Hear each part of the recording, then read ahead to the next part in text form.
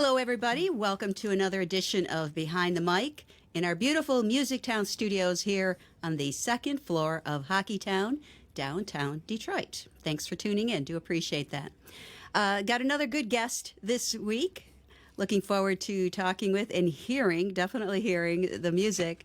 Please welcome Matthew Ball. Hi, Matthew. Hello. Thank you for having me on your wonderful show. Absolutely. Thank you for coming in. I'm really excited about today. And it's like, Okay. I could just feel already I'm going to be pumped up from hearing your music today. Of course, you are the Boogie Woogie Kid. That's me. That's my online avatar. Okay. Interesting name, but Yeah. who coined that for you?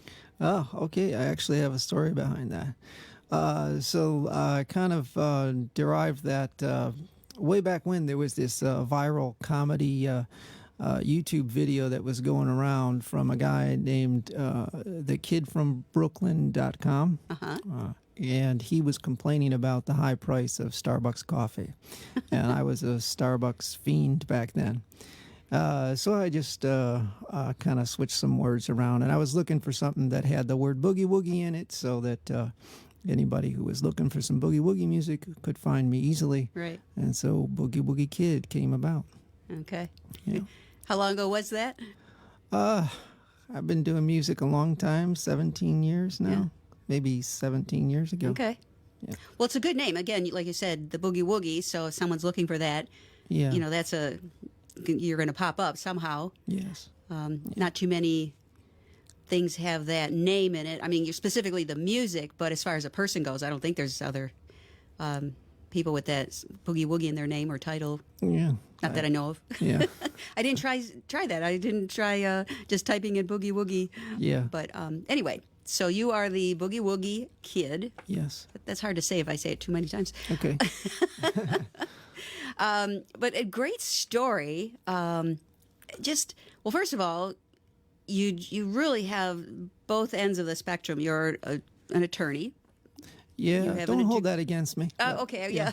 I know. I've been dealing with a lot of attorneys lately. Okay. But no, I won't hold that against you. But it's interesting because, you played music before you decided to go into school for law, and I mean, music was a big part of it, but you decided maybe music wasn't going to be sufficient enough or to be able to support you, or what was the thinking behind going into law school? Yeah, I was just kind of following the conventional thought that, you don't want to be a starving artist in life, so you better diversify and get yourself educated in a different way. So for me, that meant pursuing law school.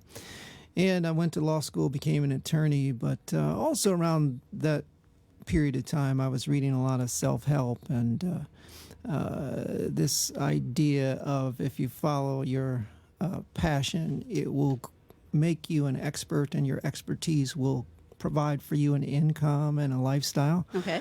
And so after not liking the experience of practicing law pretty quickly, I went back to my first passion.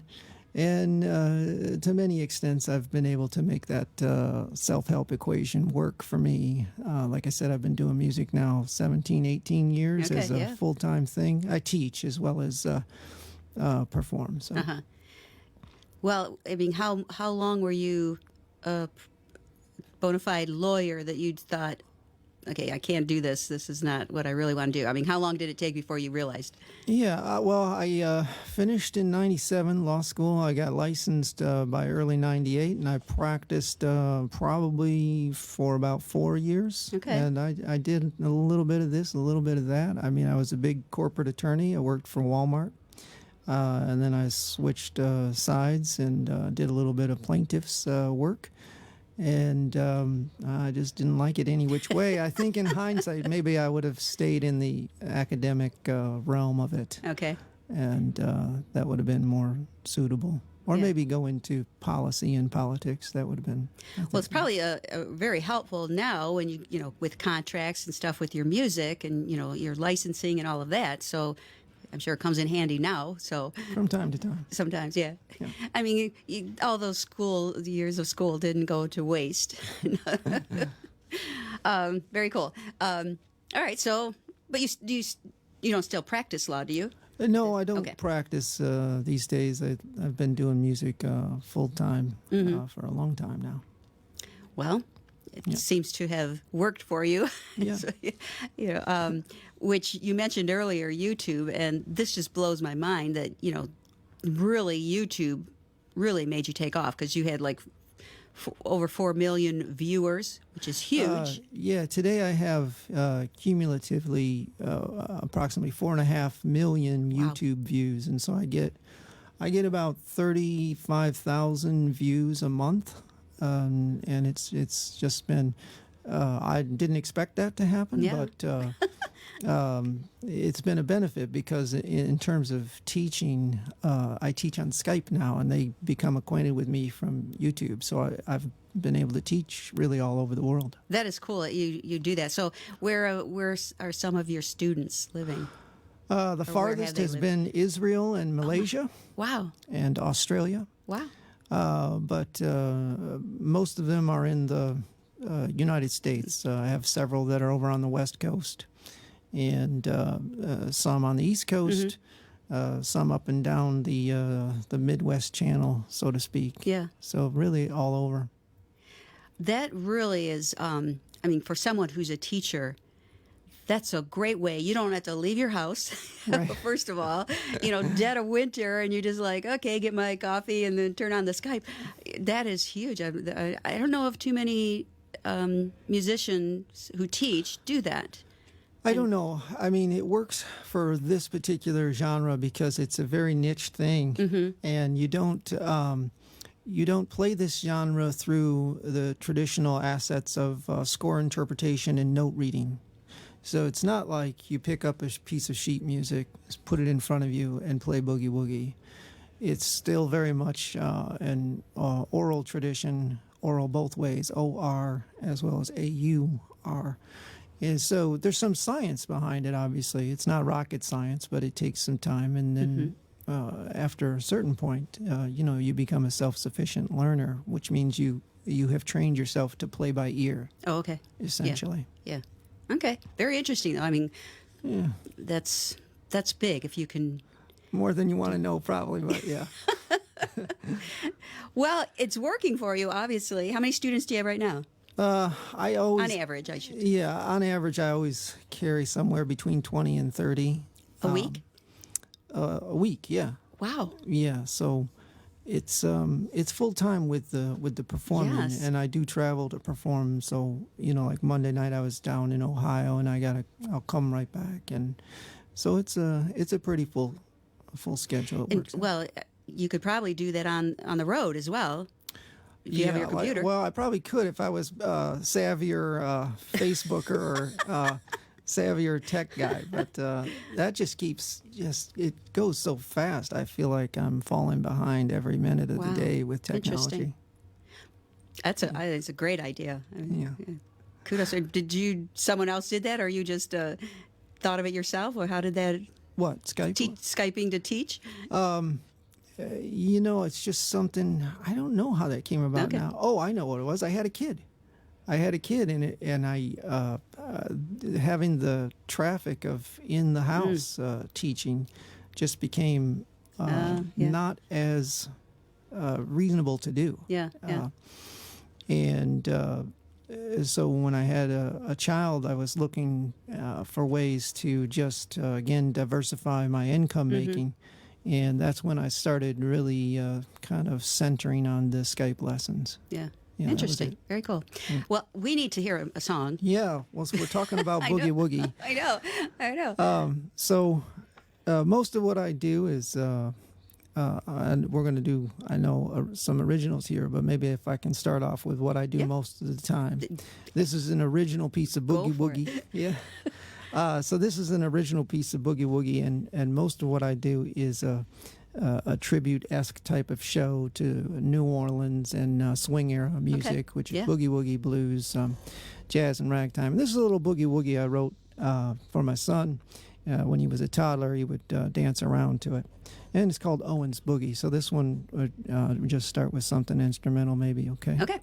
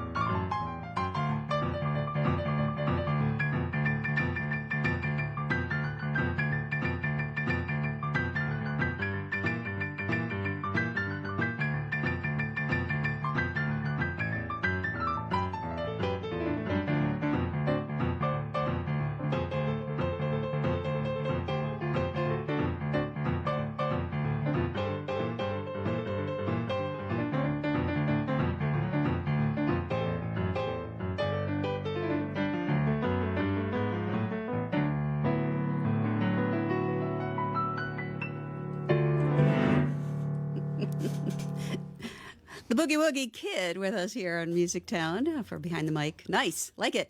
Yeah, thank you. Not too many people, I mean, a lot of people that play piano, I mean, that's really a small niche with the Boogie Woogie. It is. So what made you decide to, go that route? Well, it's what spoke to me. And so even though, technically speaking, I suppose it's under the larger umbrella of jazz music, it's a very, it's a niche. That I found it spoke to me because it's a very animated music, and it's a music that you'll see a very normal reaction from 2-year-olds and 3-year-olds to very old react to it in an animated way. They might get up and wiggle around or dance. Well, it makes you want to get up and move for sure. Tap the toes, something, Yeah, which for me is a different kind of reaction to the predominant kind of jazz that we hear on the radio. Yeah. And throughout most of the places here in the city. So to me, it's the kind of jazz that I liked and that spoke to me. And I can't say there's any other good reason, outside of this. I love it. Well, if it speaks to you, I think that's a good reason. Yeah. And you learned how to play the piano. Did your mom play? Is it yeah, well, not formally, but yes. Okay. So I started informally with family members showing me a little bit, but then very quickly they got me into formal, classical study, and I was classically trained all the way through college, and I had a great opportunity to study with a real master in the classical sense there. So I didn't come to this music until much later. I was already 30 years old when I went to this Boogie Woogie and Blues Festival and got hooked on it then. But all my study experience had been in that classical world. But it helps you now with the Boogie Woogie, I would imagine. Yes. It gave me, of course, the finger dexterity to do it, and but in some ways it's a very different approach to the keyboard, and so in some ways what you might intuit as the right answers from a technical standpoint, I'm talking about fingering choices and kind of insider stuff that maybe won't be relevant to your listeners. But from that standpoint, I had to kind of unlearn some things and relearn a different way of approaching the keyboard. Okay. Yeah. Well, that was the route you wanted to go, so I'll unlearn it if I have to unlearn it, right? Yeah. Kind of thing. But it was helpful to have that, the head start with the classical training. Sure. And do you sing as well, or no? Yep. If it's okay, well, I'll sing one for you. Okay. We'll sing several others. So I'm going to do a take. I do a lot of these old standards, and then maybe after this one we can do an original. Okay, sure. Okay. So this is, as I said, I like to play New Orleans type of blues and jazz music. And New Orleans is famous for bluesing and jazzing up some of these old spirituals. This is called When the Saints Go Marching In. Oh, yeah.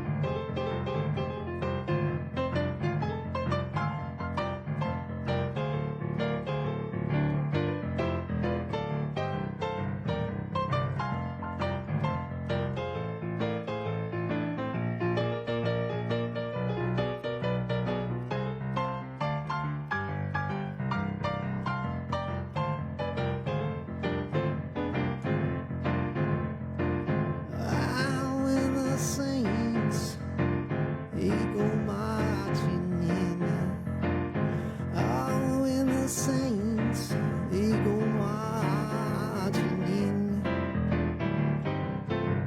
I wanna be in that number, yeah. When the saints go marching in. Go saints.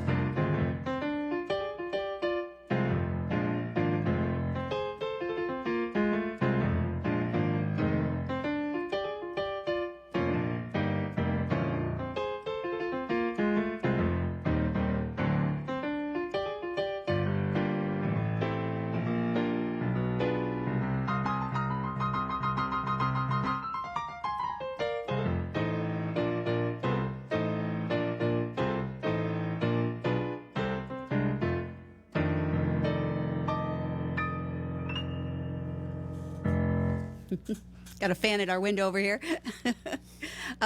Nice. Nice, you. little different version than what you're used to hearing. Yeah, I strive to try to do something creative with it.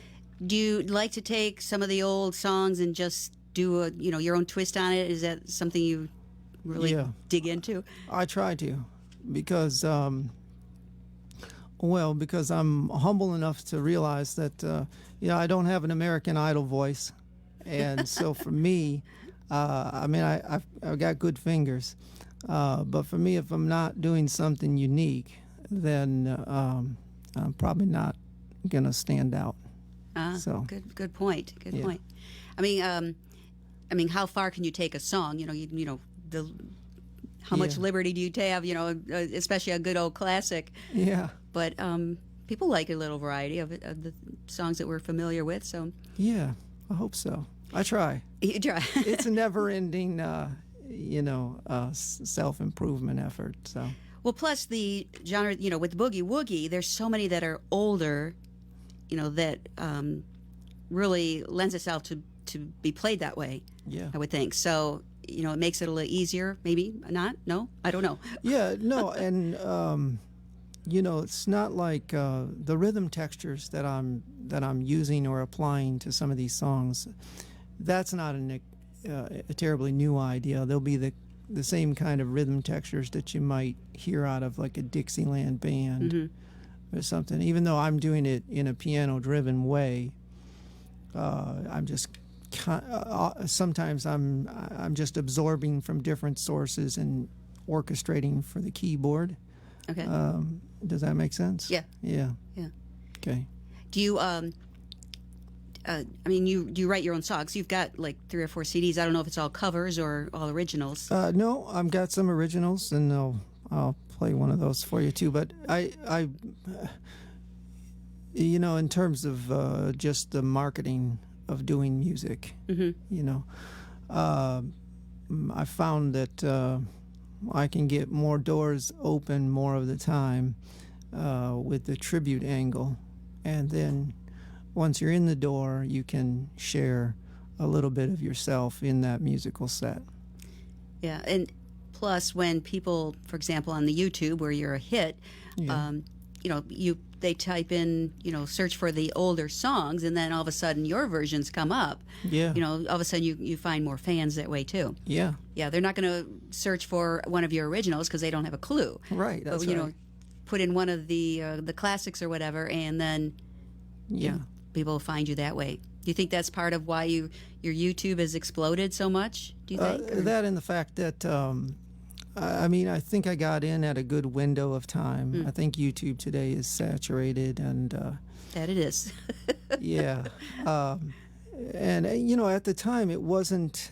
I didn't have this design of becoming this YouTube personality in the boogie woogie world, but I was just looking for a way to validate my learning efforts, because so much of it was on my own. It wasn't. In the classical study, I was so used to having the mentor set you on the right path and encourage or discourage you in one direction or another. And so this was, I guess, a way to do the same thing, but the world has become my mentor, and they will tell you. if they don't like something. Really? So, Oh, okay. yeah, It's brutal sometimes, huh? yeah. Court of public opinion. Yes, we've all been a part of that. You talked about the blues and everything, but there's a term that I was not familiar with. It was called the barrel house blues. Sure. So I've never heard that before.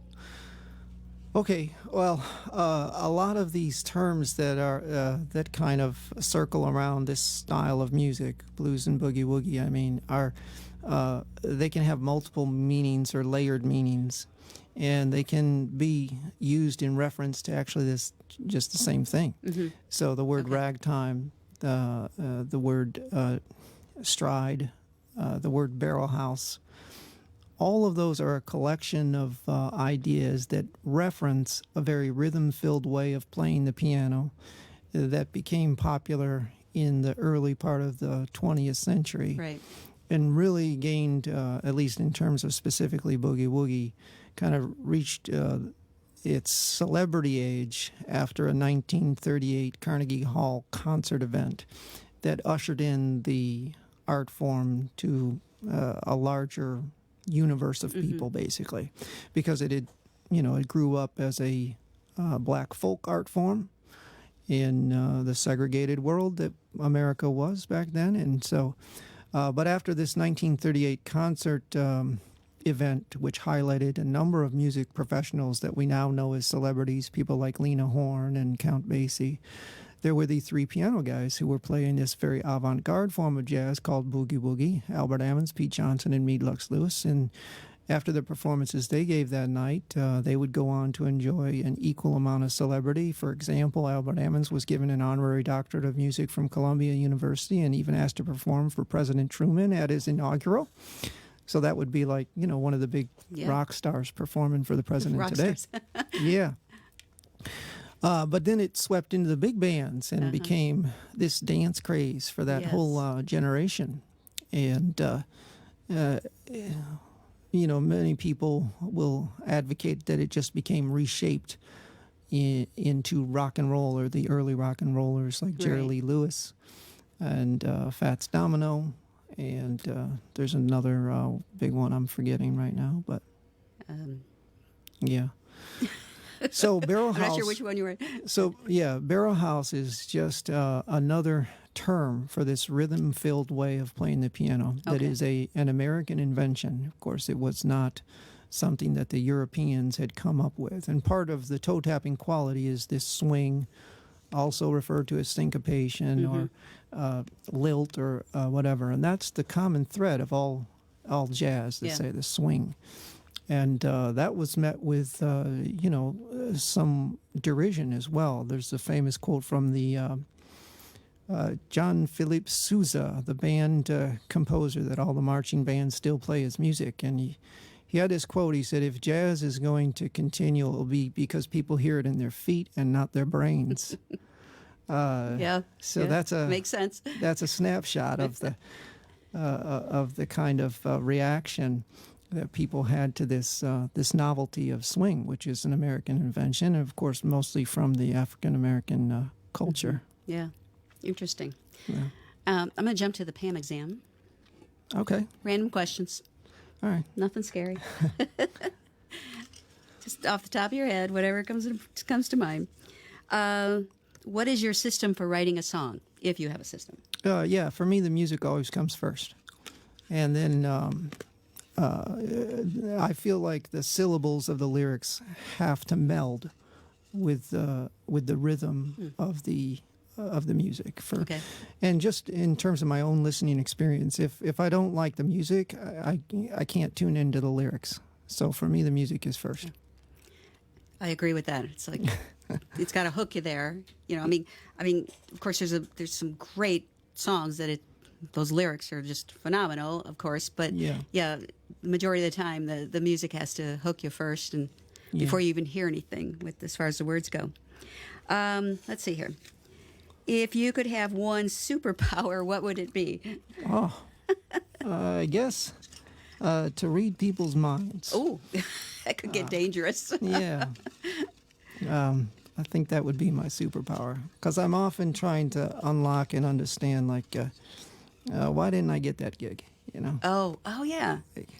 So I wish I could understand that better sometimes. Or when you're performing and all these people in the audience, it's like, you could hear Right. things that they're saying. Is that a good one to them, or did they like that? Yeah. That kind of stuff. Yeah. That could be good, I suppose. Favorite food and beverage of choice? These days, I'm mostly a vegetarian. So. Okay.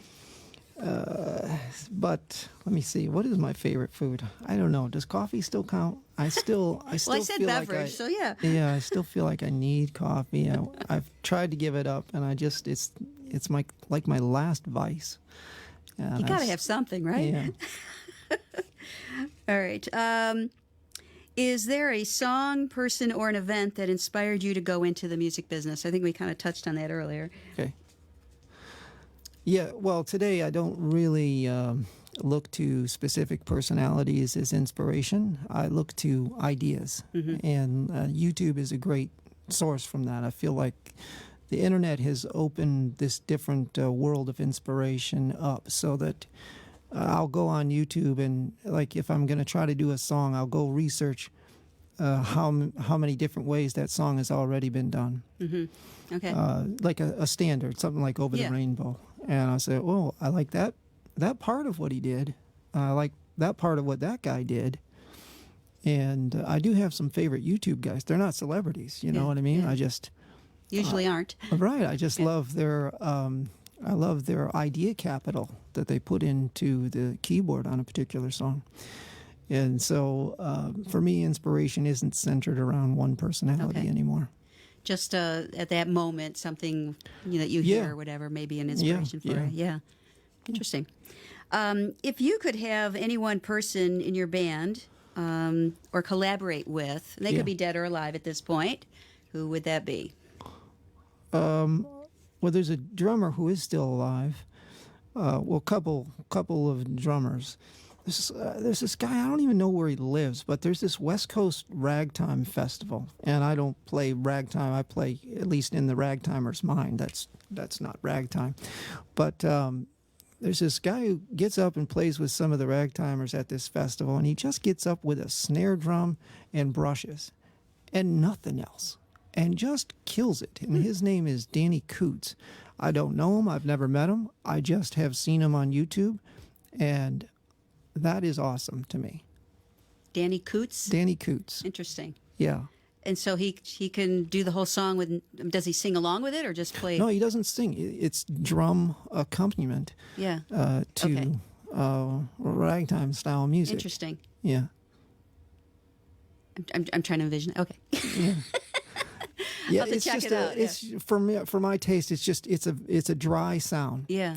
As opposed to a lot of the jazz drummers out there in the world are going to be heavy on cymbals. And, Yes. And cymbals have a way of sometimes drowning out the percussive quality of boogie woogie patterns. But if that's what you're trained in and that's your go-to rhythm, it's hard to step away from it. Yeah. Yeah. So this guy does something out of the ordinary, Yeah. which is why he's probably Yeah. inspired you, or I just like to Or play with him. intrigued by him. Yeah, I just like to pair some boogie woogie with that. Yeah. Interesting. You should contact him. Yeah. I have been out to the West Coast, just not that far south. So normally when you play out, or you're just you and your keyboard, right? You don't have anyone else with you, or no? Most of the time, from time to time, I will play with a drummer. Okay. And I'm not adverse. I mean, I've tried a trio, actually, with a singer, a female-fronted singer. I've tried a little bit of everything, but sometimes it's just easiest to just work on your own. And You and the keyboard. yeah, yeah, And plus you always have to worry about scheduling everybody at the same. They can all yeah. have the same nights open to Yeah, do it the gets gig. complicated. So yeah. No, it works for you. Do you have a steady gig at this point? That you like a regular? I go wherever I'm welcome. So it's always different, but I've had the good fortune of staying busy. Like I said, it's a niche thing, and it works really well with the very young and the very old. And I would like to have a steady gig if anyone's out there and wants to, kind of brand their place with a different kind of music. I would like to have that, but I've never had something regular. Yeah. I've always just gone wherever. So I'm you teach over Skype, Yeah. all over the country and some over the seas. You play, you write the music. You perform a lot. It seems like, Oh. and plus you have a family, with a son who's very busy and stuff. So, Yeah. I mean, is there something other than getting a regular gig? But is there something that you really would love to achieve at this point? Because you've accomplished a lot so far. Yeah, well, I would like, and I had this for a period of time, but it wasn't a good one. I would like to have tour management or talent representation so that I'm not the only one hustling all the work. And sometimes I'll travel and schedule these tours where I'm gone for 3 days. Yeah. But that means grabbing a seed gig and then routing in a couple of things at least around it, which is it's a hustle. That takes a lot of time, and a lot of musicians, would rather be writing and performing. Yeah. And so, yeah, that would. So again, it's out there now. If there's someone that wants Sure. to manage this guy, Yeah. I want to manage Matthew. He's all ears. If you had to, if you had access to a time machine, where would you go and when? I'd go back to a time before school loans. I think Before school, what? before school loans were in Loans? existence. I go back to a time when health insurance wasn't a coupon and school loans didn't exist. Anytime that was around, where That's funny. life, it seemed, was a little bit more straight ahead at you. Most memorable music moment? Oh gosh, I don't know. The inspiration maybe for me getting into this, that was back in 2001 at they were calling them the Motor City Boogie Woogie Festivals back then. They're no longer around, but I suppose that would be a pivotal point. Did you? I'm not familiar with that. I don't remember that one. But what year was that? Well, for me it was 2001, but I think they began them maybe 97 or 98. So Well, it's too bad that's not around for you. yeah, I know. Start one up. Start it back up. Yeah. Well, that's the other thing. It's getting into I do organize some things, but it's not like one of those big things where you got to ask a lot of money from sponsors and things. Oh yeah. I've talked to people that do festivals and stuff, and there's a lot to that, and getting it, just the logistics of the whole thing. Yeah. It's just like, wow, that's kind of crazy. Yeah. You need a lot of people, a lot of volunteers, a lot of people to pull Yes. that kind of stuff off. But Yes. not impossible. Right. But Yeah. you've got to really. It takes a lot of time and effort, but Yeah. be kind of cool. I mean, I do a small microcosm. I've had this multiple piano project that I've been working with once or twice a year, where it's 4 pianists and it's a timeline show from ragtime to rock and fun. roll, and that's been successful. And then I also, in conjunction with my local library, I organize a summer gazebo concert series. In Clawson, is it? Clawson, yeah. And so we, my wife and I, were the spearheads for starting that up. It's been very well received, very successful. We're in our second year now. And so we're going to continue it. And Okay. but there's where you get a taste of what organizing is, and it's a lot of work. Do you ever do any kind of what's the word on dueling pianos?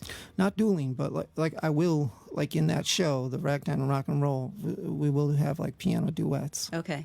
The last time we did it was, I did one here at Cliff Bell's just couple weeks back with Great 5 jazz bar down around the corner here. Yeah, with 5 other pianists. But we did a real nice one out at the Pix Theater, And there we had the opportunity to have a keyboard and a piano. We were able to do some duets and, kind of at the dueling finales. pianos is always fun to watch. Yeah, It's like, it's fun. well, he's going, usually they go at it, and it's pretty fun. Do you have a favorite Detroit museum? I area? love the DIA. DIA, that's always a big one, yeah. It's an amazing It's a gem. place. We have a gem with that one. Yeah. I haven't been there in a while. I need to. Let's see. Imagine Detroit's own Walk of Fame along the riverfront. Who gets the next 3 stars? I might have to pass on that one because I just look at fame differently, and like I said, I'm less inspired by personality these days as much as a specific idea capital that comes from an individual.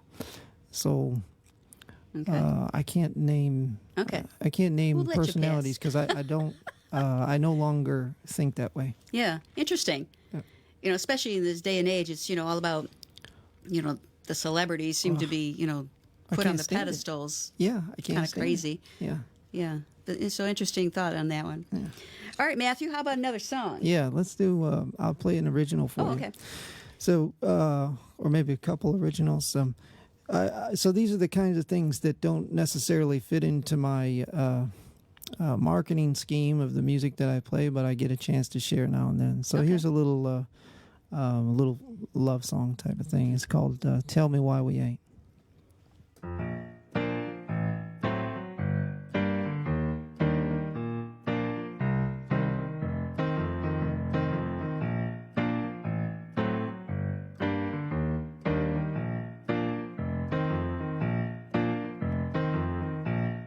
I'm looking at you, and you're looking at me too. Tell me why we ain't. I can feel this, and I know you feel it too. Tell me why we ain't.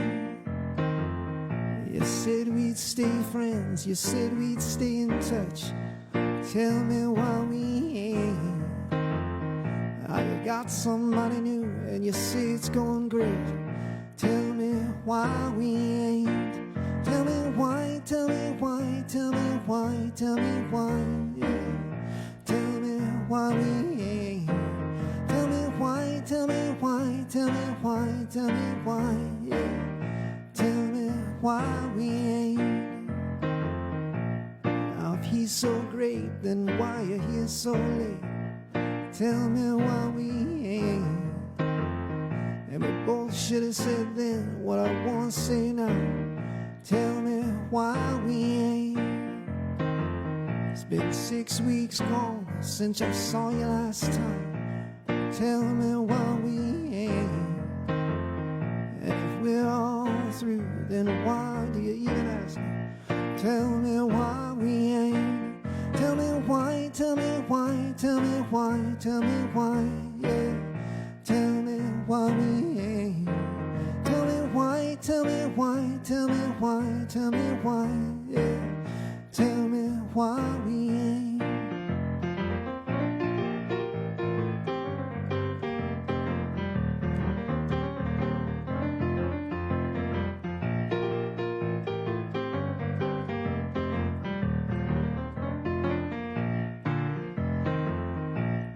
I'm looking at you, and you're looking at me too. Tell me why we ain't. I can feel this, and I know you feel it too. Tell me why we ain't. Do do do do do do do do. Why we ain't. Do do do do do do do. Tell me why we ain't. Tell me why we ain't. Tell me why we ain't.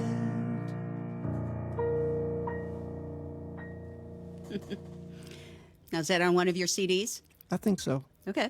Yeah, it's been a couple years since I recorded, but I think that one's on there. You have a few CDs out, and what's the best place for people to find you if they want to? I think CD Baby. Okay. If people know about CD Baby, Yeah. you can download them and Okay. for 99 cents a track. And And you have a website too, right? yep, boogiewoogiekid.com. Oh, of course. But that makes more sense than your name. Yeah. Boogie Woogie Kid. Yeah, that's may as well ride that wave, right? Right. Yeah, go for it. Okay. Well, good. And you said you wanted to play another one? Yeah, I'll do another original here for Okay. you. Let me see. And again, is this one on a CD by chance? This may be. Okay. That's the, people can find them. Yeah, I mean, once I record the CDs, I don't listen to them. I just, Really? Yeah. You just done with them and move on, right? I can't stand listening to myself. Are I you don't know. serious? Yeah. Why not? I don't know exactly why. I think because I'm my own worst critic. Oh, You know. okay. So. Interesting. So this is a song called "I Used to Love the Radio," which is really just about getting old, which is no fun. I'm glad you said that that's what it was about. I mean, I'm in radio, so I'm glad that's what the reason. I felt I had to. Okay. All right.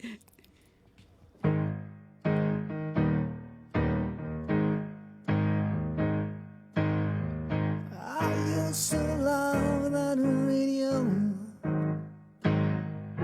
It would play my favorite songs. I'll turn it on now. I don't know how all those songs have gone away. I used to have black thick hair. Now it's all turning green. I look at me now. I don't know how it's all fading away. I used to be 21. I was full of fight and full of play. I look at me now.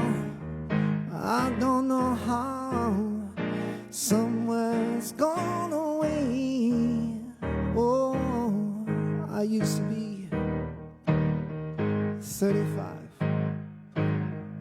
I was full of thoughts and full of plans, yeah.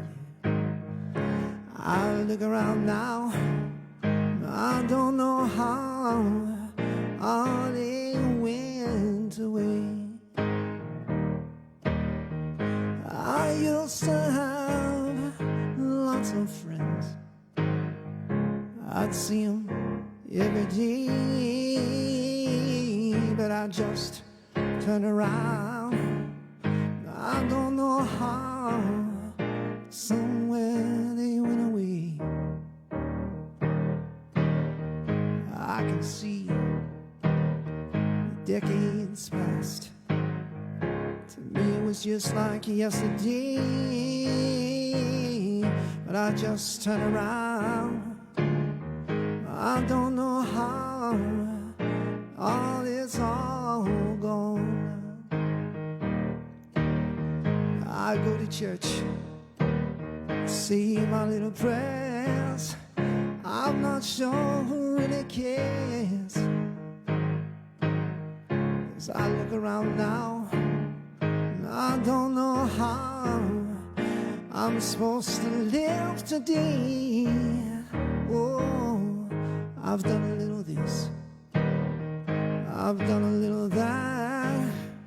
I think I've maybe tried it all. I'll turn around now. I don't know how. Soon I know I'll be gone. I used to love that radio. It would play my favorite songs. I turn it on now. I don't know how all those songs are gone. Nice. Thank you so much for coming in. Appreciate it. Yes. Some good stuff there. My pleasure. Again, people find you at boogiewoogiekid.com. Yeah. Or Facebook. Or Facebook. I'm on okay. Facebook as the Boogie Woogie Kid too. Okay.